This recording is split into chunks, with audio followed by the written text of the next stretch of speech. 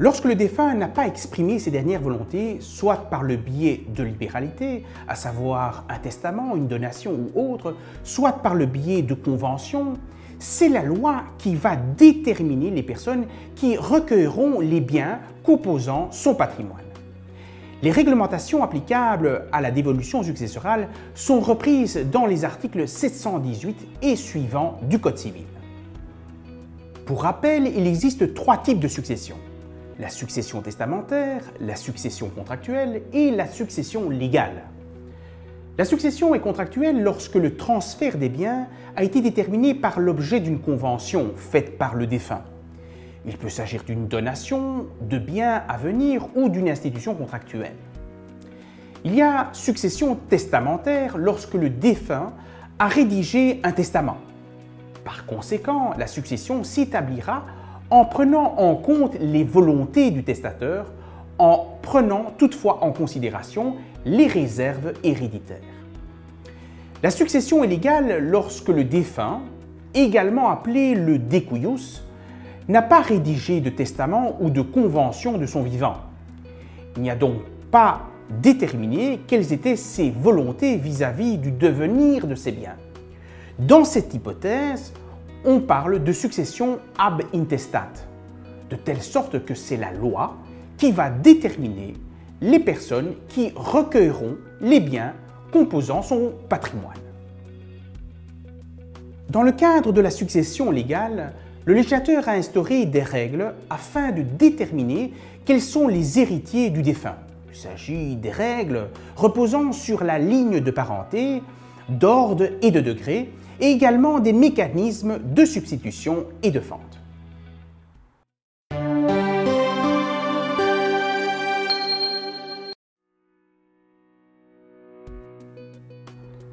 En ce qui concerne la ligne de parenté, celle-ci est composée d'une ligne directe et d'une ligne collatérale. La ligne directe correspond à la suite de degrés entre personnes qui descendent l'une de l'autre. Il s'agit donc des descendants ou ascendants du défunt, à savoir les grands-parents, les parents, les enfants du défunt en tant que tels, les petits-enfants du défunt. Tandis que, comme l'indique l'article 736 du Code civil, la ligne collatérale est la suite de degrés entre personnes qui ne descendent pas les unes des autres, mais qui descendent d'un auteur commun. La ligne collatérale est donc représentée par les sœurs, les frères, les tantes, les oncles, les nièces, neveux, cousins, cousines et autres du défunt. Par ailleurs, le Code civil distingue aussi la ligne paternelle de la ligne maternelle. Ainsi, la ligne maternelle se compose des personnes apparentées au défunt par sa mère, tandis que la ligne paternelle se compose des personnes apparentées au défunt par son père. Outre la ligne de parenté, le législateur a également mis en place la règle de l'ordre. Le législateur a consacré 4 ordres permettant de déterminer qui seront les héritiers du défunt. Ils sont composés de groupes de parents s'éliminant successivement dans la vocation héréditaire en tant que telle. En effet, le premier ordre empêche le deuxième ordre de venir à la succession, le deuxième ordre empêche le troisième et ce dernier empêche le quatrième. Le premier ordre est composé des descendants du decuius. Il s'agit de ses enfants et des descendants de ses enfants. Il est important d'indiquer que les enfants ainsi que leurs descendants font également partie du premier ordre. La seule exception à ce principe est le cas où l'enfant a été adopté simplement, étant donné que celui-ci ne peut pas hériter des parents de ses parents adoptifs.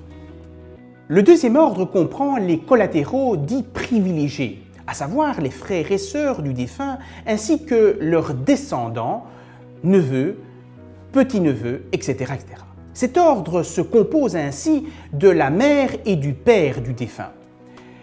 Les autres ascendants du défunt, à savoir les grands-parents et les arrière-grands-parents, font quant à eux partie du troisième ordre.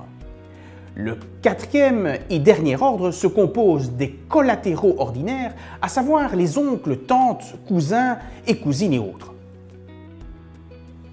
Il est important de préciser que le conjoint survivant n'appartiendra à aucun des ordres.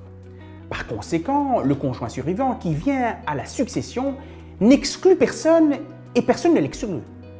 Toutefois, le fait qu'il vienne à la succession modifie la nature des droits recueillis par les héritiers puisqu'ils hériteront en nue propriété et le conjoint survivant en usufruit.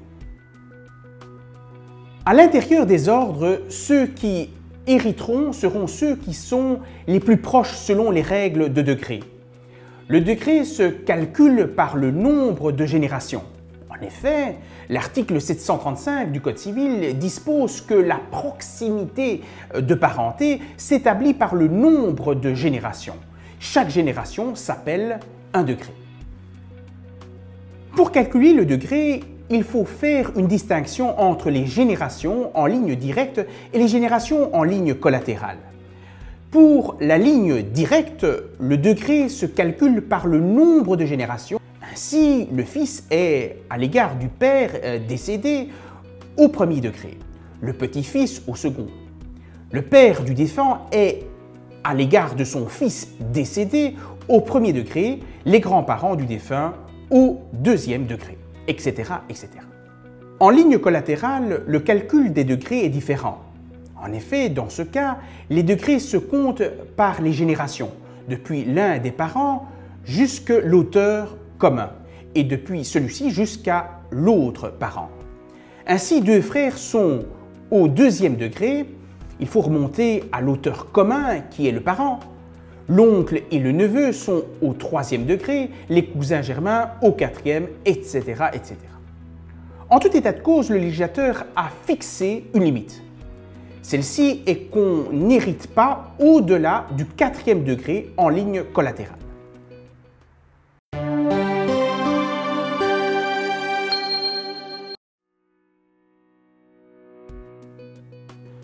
Le législateur a prévu une exception à la règle de degré.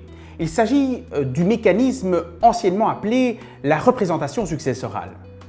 En effet, une grande réforme du droit successoral a eu lieu par l'introduction dans notre arsenal juridique de la loi du 10 décembre 2012. Cette loi a remplacé la notion de représentation successorale par celle de substitution.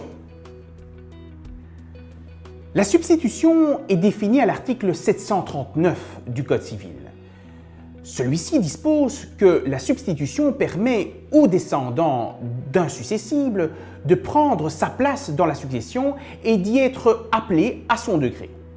La substitution a lieu en cas de prédécès, de décès simultané, de renonciation et d'indignité d'un successible. L'objectif de ce mécanisme est d'éviter d'exclure un descendant à la succession en lui permettant de venir à la succession en lieu et place de son parent. La substitution a lieu à l'infini dans la ligne directe descendante. Il est important de souligner que la substitution n'a pas lieu en faveur des ascendants. La substitution n'a pas lieu non plus en faveur des descendants du conjoint ou du cohabitant légal. En ligne collatérale, la substitution a lieu en faveur des descendants de frères et sœurs, oncles et tantes du défunt.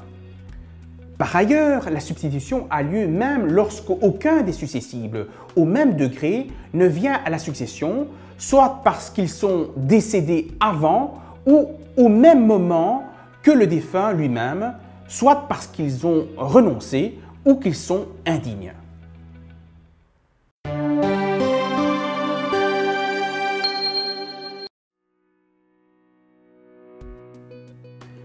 Le législateur a également établi un mécanisme, celui de la fente. Il s'agit d'une technique menant à la division de la succession dans certaines situations. La fente est également considérée comme une exception à la règle du degré. Il existe 3 cas spécifiques de fente. Premièrement, la fente en l'absence de descendants et de frères et sœurs du défunt. Deuxièmement, la fente dans le second ordre en tant que tel, frères et sœurs du défunt. Et enfin, la fente dans le cadre d'une adoption simple. Lorsque le défunt ne laisse aucun descendant, ni de frères et sœurs, sa succession se divise en deux. D'un côté, la branche maternelle, la mère du défunt et grands-parents, et de l'autre côté, la branche paternelle, père du défunt et grands-parents. La fente permet ainsi d'appliquer pour chacune des branches la règle du degré et de l'ordre de manière autonome. Prenons un exemple. X décède et ne laisse ni descendants ni frères et sœurs. La fente s'applique et divise d'un côté la branche maternelle et de l'autre côté la branche paternelle. X n'a plus ses parents. Du côté maternel, ses grands-parents sont décédés, mais le frère de sa mère est toujours en vie. Du côté paternel, ses grands-parents sont en vie, tout comme la tante de son père décédé. Par conséquent, dans cette situation, l'oncle aura la moitié de la succession dans la branche maternelle et les grands-parents dans la branche paternelle auront chacun un quart de la succession du défunt. Sans le mécanisme de la fente, la situation aurait été bien différente étant donné que l'oncle du côté maternel n'aurait rien recueilli dans la succession puisqu'il reste des grands-parents en vie appartenant au troisième ordre. Il existe toutefois une exception à la règle de la fente prévue par l'article 754 du Code civil. Cette exception s'applique lorsque, dans une des branches, il y a les deux parents ou un seul d'entre eux du défunt qui sont en vie et dans l'autre branche, un collatéral ordinaire du quatrième degré qui est en vie, oncle, tante ou autre. Dans ce cas, le parent du défunt percevra la moitié de la succession et aura en plus l'usufruit d'un tiers de la moitié de la succession revenant au collatéral ordinaire de l'autre branche. C'est l'article 752 du Code civil qui régit ce mécanisme en tant que tel. Celui-ci comprend trois règles. Lorsque les collatéraux privilégiés sont issus de parents communs, les règles relatives au degré s'appliqueront en l'espèce. Lorsque les collatéraux privilégiés sont issus de lits différents, dans ce cas, la succession du défunt se divisera en deux. D'une part, la ligne utérine maternelle et d'autre part, la ligne consanguine paternelle. Si des collatéraux sont germains, ils participeront à la dévolution successorale du défunt dans les deux lignes. Lorsque les collatéraux privilégiés sont dans une seule ligne, utérine ou consanguine, dans cette hypothèse, il ne faut pas appliquer le mécanisme de la fente. A contrario, les règles de l'ordre et du degré s'appliqueront. Le mécanisme de la fente s'appliquera également lorsque l'adopté simplement décède sans laisser de postérité en tant que telle. La division s'opérera entre la famille d'origine et la famille adoptive. Pour ce qui est de la famille d'origine, il faut appliquer les règles de l'ordre et du degré concernant une moitié de la succession du défunt. En ce qui concerne la famille adoptive, si l'adopté n'avait qu'un seul adoptant, c'est celui-ci ou ses descendants qui hériteront de la moitié de la succession. S'il avait deux adoptants, chacun d'eux aura droit à la moitié de la succession, soit un quart de la succession chacun. Si l'un d'eux, en tant que tel adoptant, est prédécédé et qu'il n'a pas laissé de descendants en tant que tel, c'est l'autre adoptant ou ses descendants qui viendront à succéder.